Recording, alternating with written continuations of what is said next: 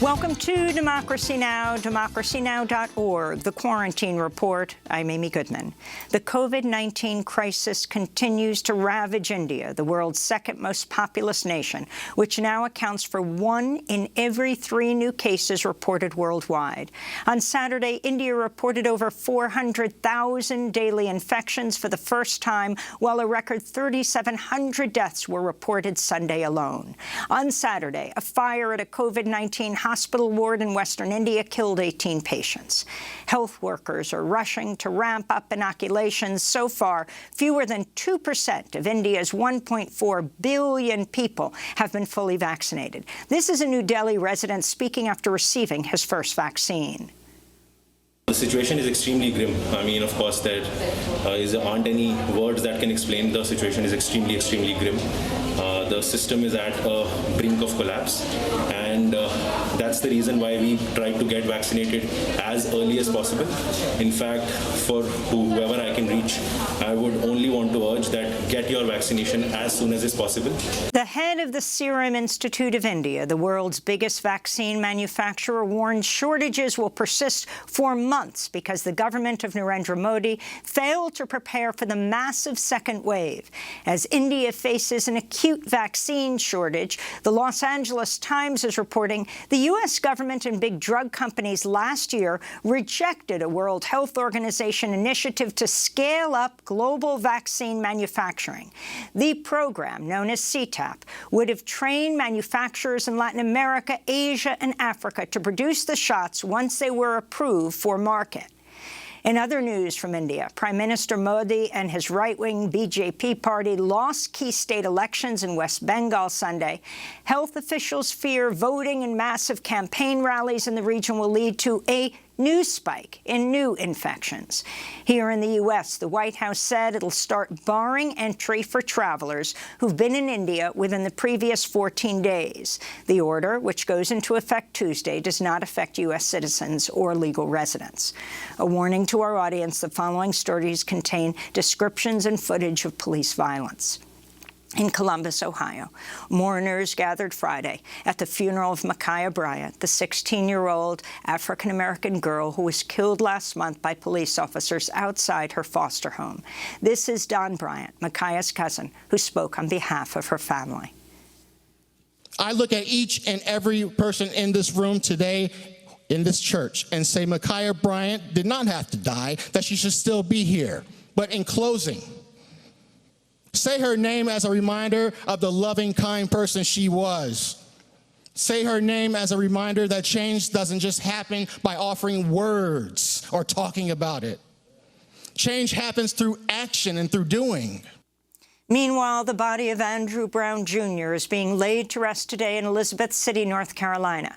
Brown was a 42-year-old black father who was shot 5 times by police officers, including a fatal shot to the back of the head.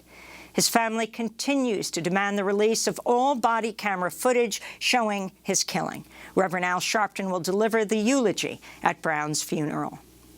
3 Colorado police officers have resigned after video surfaced of their arrest of a 73-year-old white woman last June who was slammed to the ground and handcuffed. Karen Garner, who suffers from dementia, ended up with a dislocated shoulder, a fractured arm, and a sprained wrist. Another widely circulated video shows officers laughing while watching footage of Garner's violent arrest. Garner has filed a federal lawsuit citing violations of the Americans with Disabilities Act. The Biden administration's revealed portions of President Trump's 2017 secret order rolling back limits on drone strikes and commando raids outside of U.S. combat zones. The partially redacted document reveals Trump rolled back a requirement that U.S. attacks would have a near certainty of avoiding civilian deaths and injuries to a lower standard of reasonable certainty. In a statement, the ACLU responded, quote, "Secretive and unaccountable use of lethal force is unacceptable in a rights-respecting democracy, and this program is a cornerstone of the forever wars President Biden has pledged to end. He needs to do so." The Department of Homeland Security announced 4 migrant families ripped apart at the U.S.-Mexico border under the Trump administration will be reunited this week. The families, which came from Honduras and Mexico, are the first to be reunited through a new task force under the Biden administration. Some have not seen each other since 2017. The ACLU's Lee Gallant said, quote, "We're certainly not prepared to celebrate just yet, given the thousands who still need to be reunified and the more than 5,500 children who are traumatized and need help. We're pressing for permanent legal status, compensation, and social services. It's the least these families deserve, given that our government deliberately abused them," Gallant said. In other immigration news, the Biden administration says it's canceling construction of former President Trump's U.S.-Mexico border wall and returning billions of dollars that were diverted from the Pentagon to pay for it. The administration also said it would repair damage created by the wall's construction, filling holes in the Rio Grande Valley levee system and fixing soil erosion near San Diego.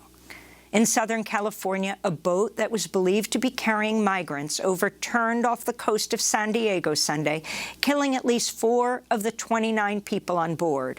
Over 20 people have been hospitalized. The boat's captain, who's suspected of human smuggling, has been taken into custody.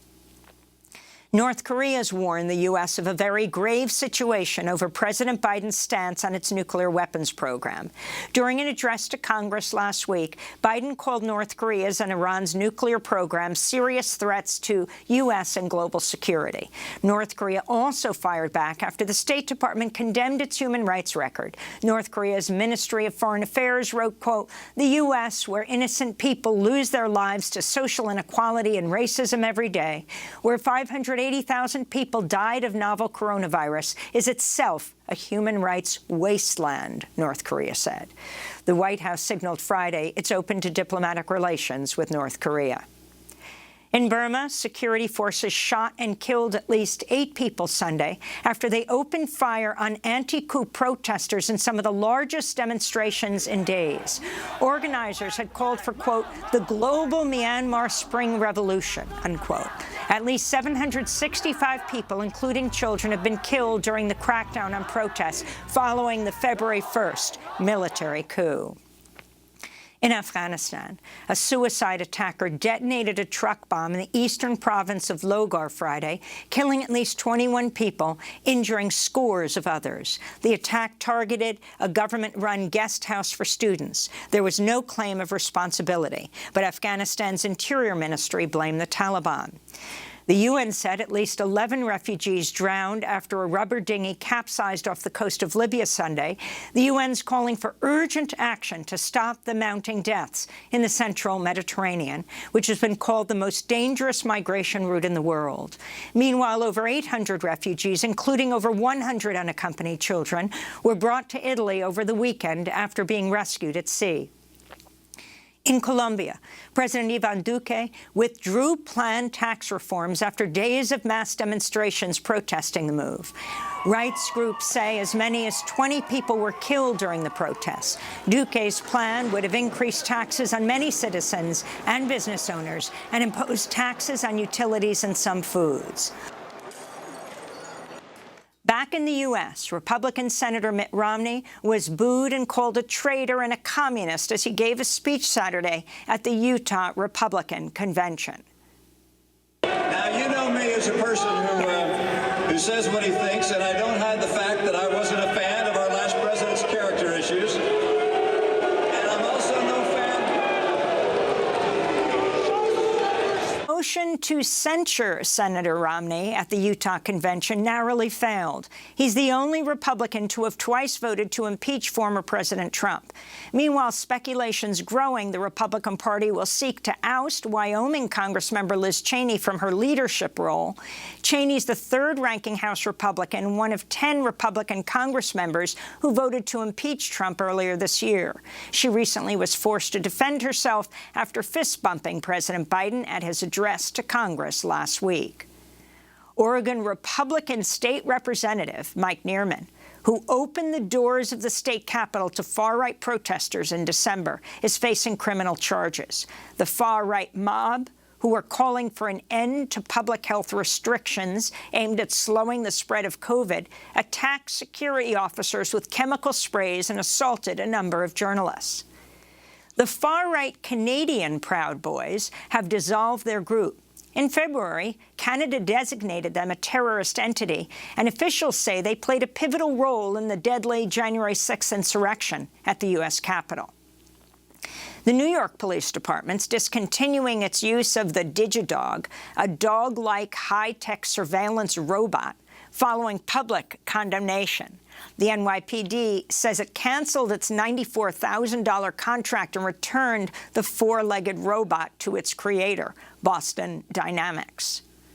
A federal appeals court has ordered the Environmental Protection Agency to ban the pesticide chlorpyrifos unless it can prove the toxic chemical can be used safely. The Obama administration said it would ban the use of chlorpyrifos in 2015, citing EPA research showing it can cause brain damage in children. But the rule never took effect and was suspended by the Trump administration in 2017. The pesticide is still widely used by U.S. farmers on more than 50 fruit, nut, cereal, and vegetable crops. In related news, New York City Council has voted unanimously to ban the use of most toxic pesticides by city agencies, replacing their use with nature-based techniques like organic gardening. The ban comes after years of activism led by students, some of them as young as 5 years old. And thousands of workers took to the streets of cities around the world Saturday in rallies marking May 1st, International Workers' Day. In Turkey, police fired tear gas and arrested over 200 protesters in Istanbul after declaring May Day protests had violated a coronavirus-related curfew. In Cuba, officials largely canceled annual May Day celebrations for a second year in a row due to the pandemic. More than 1 million workers usually gather each year in Havana's Revolution Square to mark the holiday. It is a happy day because it is May Day, but it is also a sad day because many workers are no longer with us. Cuba has had one of the lowest death rates per capita in the world from coronavirus, with fewer than 700 deaths. Here in the United States, May Day protesters called on the Senate to pass the PRO Act, a bill that would make it easier for workers to form unions. This is prison abolitionist, author, and activist Angela Davis speaking at a May Day rally in San Francisco. We have to protect the right to organize. Pass the PRO Act. In Washington, D.C., thousands of immigrants and their supporters marched through downtown and to the National Mall, demanding President Biden and Congress act in support of 11 million undocumented people in the U.S. This is Jae-in Ryu of the National Korean American Service and Education Consortium. President Biden, it's been decades since Congress has passed any meaningful legislation to legalize the millions of undocumented immigrants living in the United States. You ran your campaign with the promise of immigration reform and a promise of protection for immigrant families. Nothing has changed. You have failed to put immigration reform in American Family Plan and protect the immigrants from deportation. You gotta do better. And those are some of the headlines. This is Democracy Now!, democracynow.org, The Quarantine Report. I'm Amy Goodman.